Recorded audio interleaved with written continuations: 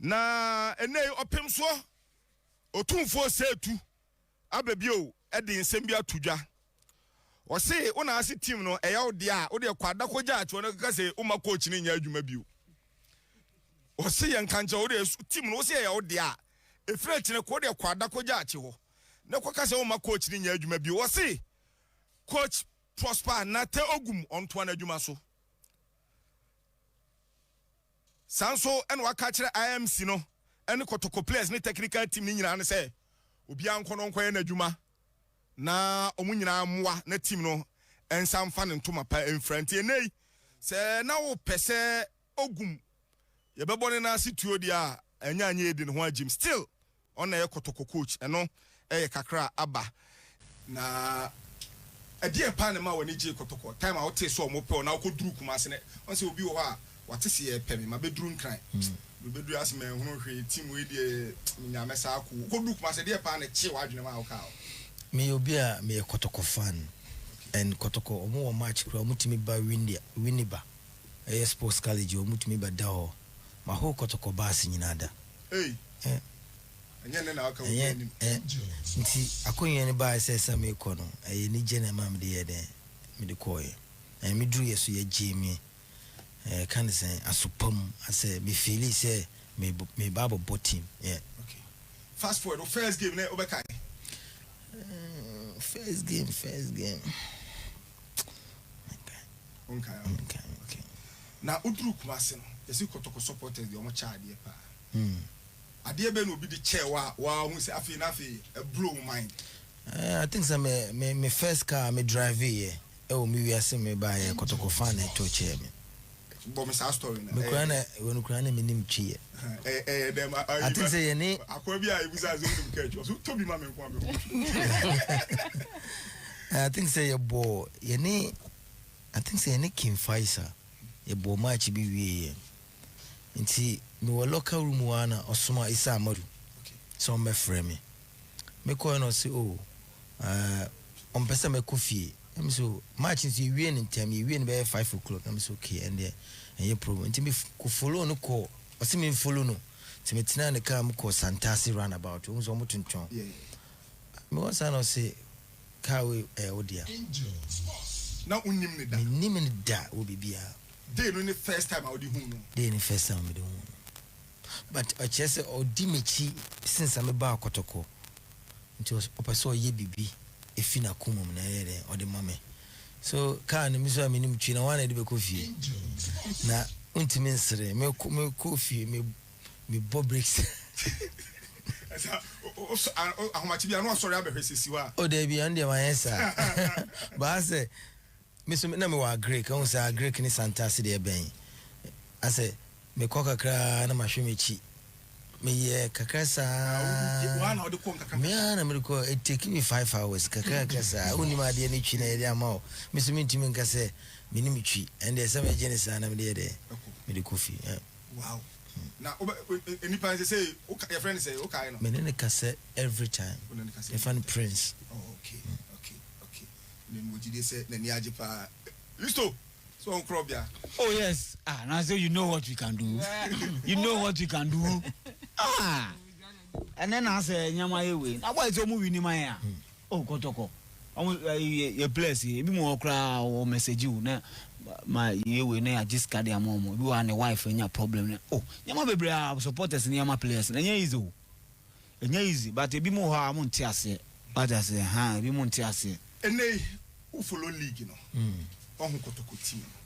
ohun is a problem no pa anything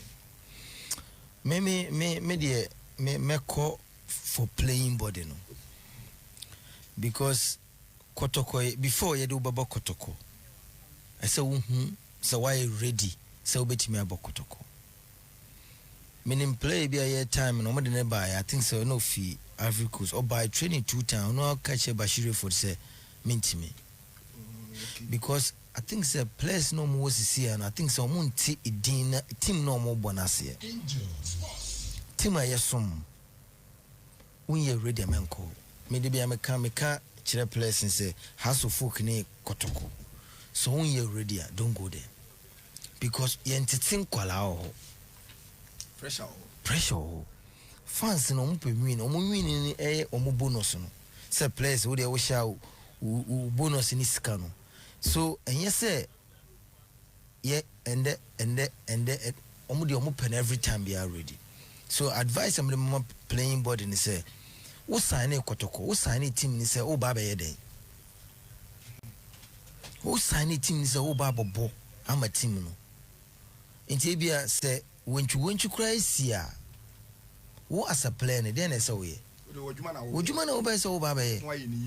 umbom mo coach umbom ma offensive fans no umbom mo wa ho because you cannot play kotoko forever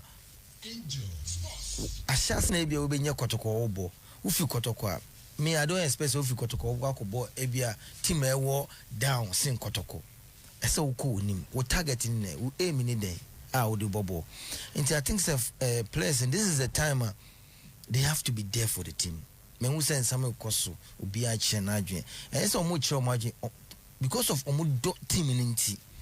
but moving forward me dey prefer say some of the old players na omo abo team no ebe get closer to the team ombetimi ahye omunkran ombetimi ama team na omobona ase so yenye na okasakra na yenyina ye yati ninsuo eya what I say but moving forward omo matches aka omonim ade na omuntimi hye samates adentia we a player na wo bokotoko sisi a wo se untimi hye samates adentia especially wo se ebo no kumase adentia they have to do something mama fans na stadium na nkofo nkodada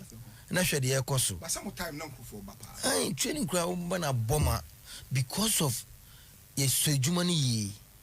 ye ka say team we na ye pene ya babobo team we na wa babobo a eden na ese wo yi wakomom nti fans ne de omo hie fi kotoko playing body ni say omo pitch ni so a they have to do extra. Okay. Nti kotoko de no na yeyi efiro no me pese yeyi ni 1111 flow. Fast forward from kotoko and akọ Switzerland. Secondary boy.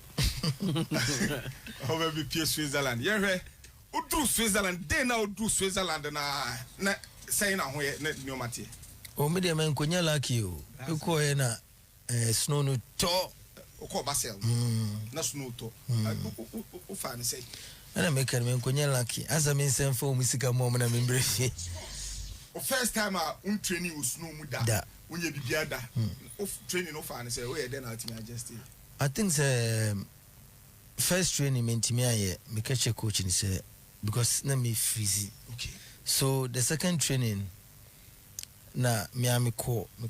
bathroom me share me nimu me room say didn't na oba wo so person we professional feel dey na wo dwane so me ankasa me start say me saki me wo say ba ma be die intimi ko kotoko iso ajiska wi na o me den diska mo inti me ana me dem ho kasa me share size 40 afidi me catch am so mo bram size 42 because wo dwane obun say awona ma obuti ne emia o ti na me use size 42 but I was lucky say me ko share coach wa show me video dada not masi opeme onimi de omo told me say we bought you for a specific reason because ono no mo pe full backs no mo attacking more so me bokra na me defend ya ope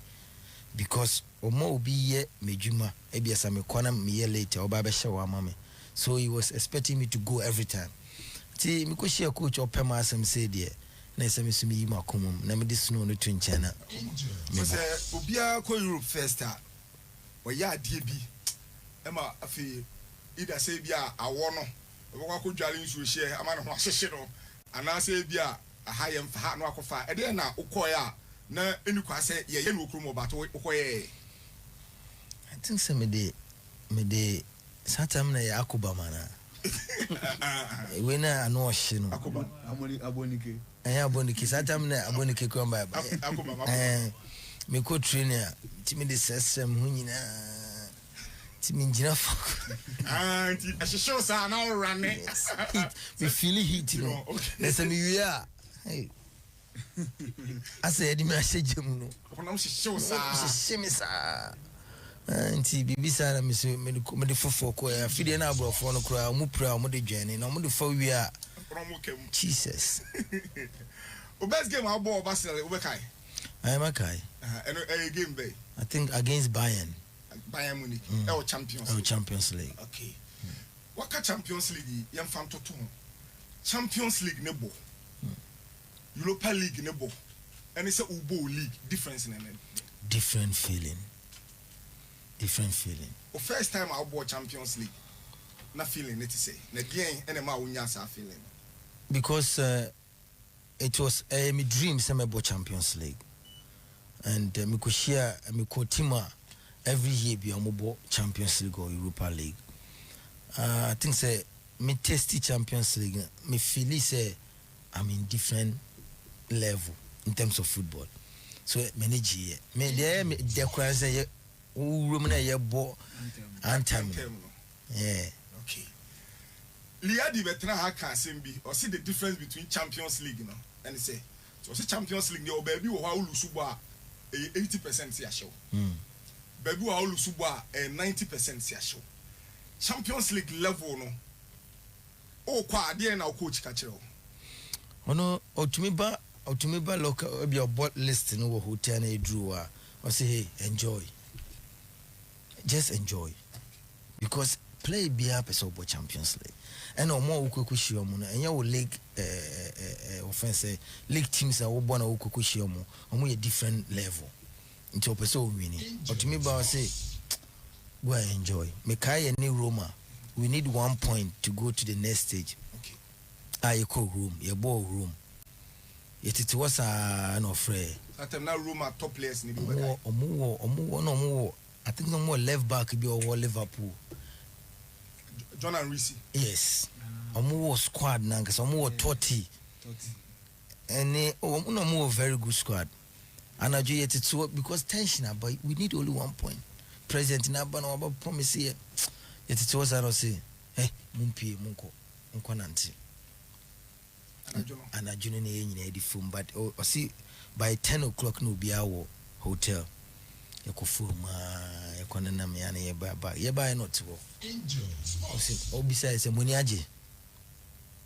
si ni aje it's okay wachina wona obo I want managuna oye selection osum nko when biena no yes starting match when biena no ana at the point you win 4-1 uko she room 4-1 yes me kwa na me share second goal no wow yeah. O say o best game aboy was against Bayern Munich. Yeah. Na sa game no because I say no more Ribery and offense there's another one. Robin. Yes. Who could face this Achilles? Hey. Ejuma pa. O ejuma ye.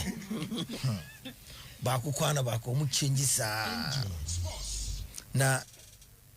obi asa obi a wo show mo TV so na nda woni o mo boy wo super so prove a point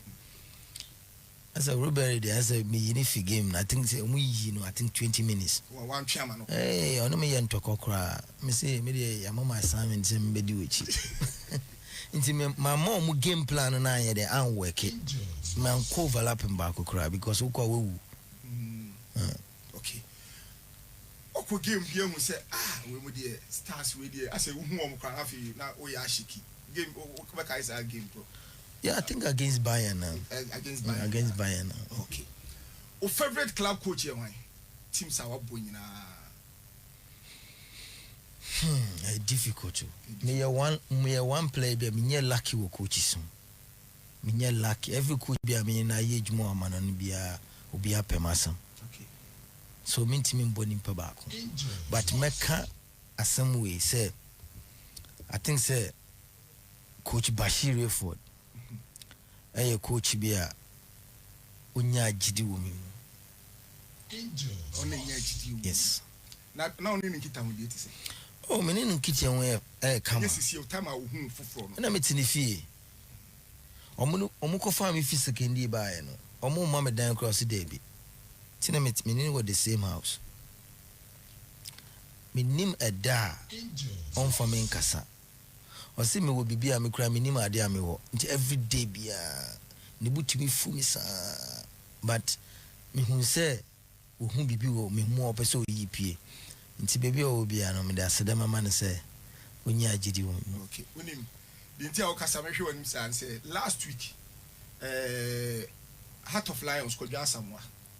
am so ka Bashiru for the one sam say say Heart of Lions o ka chem say only coach say adwuma Bashiru for the too much different o say ono asem ko be ka kire wo eno ebe ma be kwa kokun hu o back ne so nti enye nwanwase waboni di no say sade ne ba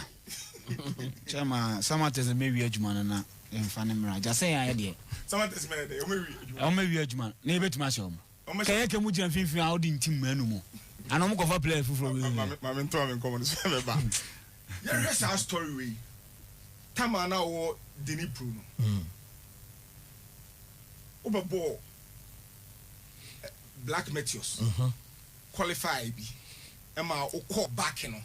na nkra nya ne se okolusu position fi so oba no mka kire se hwe no wa ma na wo se obeba ise opese obo ma Ghana ko Olympic Games na abeboy and okọ no okolusu position ma oni coach ni nya problems sa story no ampa na ampa sanity ampa I think say Saturday yes we prepare Ecoboy Europa League na coach dey Wandy Ramos okay. So it came about first league na Ikolusi wo Nigeria so okaya nti I think say in a week time in the bubble return league so menene kasa say oh mintimi emba ensign ba Ghana bio esa mebre and I say membra I'm say oh mensembra na mensembra ne de na sometimes na ye pre-season wo Austria nti esa me call Austria na mensembra Ghana timenene kasa na say membra asam we de meni amonfo bebiri writer meni writer kasa meni Randia Big Akwisia Pia no no ye head coach at that time meni obi akasa no mo send me de wo de me nko na me koy ti meni coach ni tinase no say wabobo we esa oba no mo send another invitation here then eba I think say maybe invitation ni mu no I think say na only one match and the omudika nti me koya na me nka me panacho mpesa me back because national team na me boy na mo de basane me national team anka member hase nti the national team aye amame no I cannot turn my back for national team nti say kombia so me ba wakoye leader ya okuku lucidi e de na obeya team ni be qualify and I mean kind of so when they ukwa ye beti usara 1 month into your man I'm so say 1 month the end made me ba Daniel live ya sama ba there another month be so ye be yashi and then the mean kind of some ko na me ko na me buy na ye boy ye share I feel me do ya about 4 right backs new right backs with team num hey ohumi onkasam obi a opem asampa ohumi a nchie kura ye nchie metena me ko ba almost 3 years on me nkasa wow good morning cry and member ohumi wafa so there was a time me ko ni chem say okay okasa na mentie but on mine na me so me film no when it comes up football different and on mine na asa atete me omo support me am medum pempenso e wenti and de my bia de ye ntwaso me sorry e bia wo kan bibi na menti a na bibi sa wo de feche me na yes ye and ye be ye juma but unko for na be go on so me tina bench almost 1.5 years with Dini Pro with Ukraine minya clubs be brom person mo from loan on penny me call London and me kan obi ada me call Mewo me no mo koye no person who me was offensive me condition because na as me mbo me no mo koye 22 weeks no mo ye ready some best sign so time na shoot na captain Nigeria yes no bibia afidie omo ma me nko a omo se me nsembe Ukraine me ko Ukraine a omo se masa tinase nko bibia so but life yes we all learn from our lessons who say sa ade na coach no oni ni nyaaye no e affect your career no big time me because that time me when former teams e di mechi am person almost sign me imagine say me call me maybe true me menya me favorite team make some person me boy as Arsenal me ti menya abo but yeah but nyina yesua bibi afim okay kitu abi your national team Black Stars who started Black Stars year 2009 yes 209 and free Black Stars 2014-15 one of your best Black Stars coach I will name and why we was only one year no yes sir I say o kan cry here no cry here I think the coaches am form nsem nyina me call Blasam o nyina good but I think say Milovan ebenya confident woman too much edu baby okay under 20 na ye bo qualifies bi wo Gambia na Blasters ye ni Lesotho e wo Takrade meetings upon meetings Milovan says how much in me start under 24 and boss say some here dey me ba pinfoni bi e frame me me kasa afidio se me share ne dem to de me share ne dem Milo to be a frame onyame pinfo super sam me call airport na me call Gambia afidio me tu me phone belly na me call them coach wo de ma me nko den I say de be den ye be share nti I think say president Kwesina Techi frame say wo de call unwini e be more blaster bonus okay and I make us say yes I be a blaster bonus me am pesa me call but na ono a omunyina person ka call under 20 no because when say time na o paint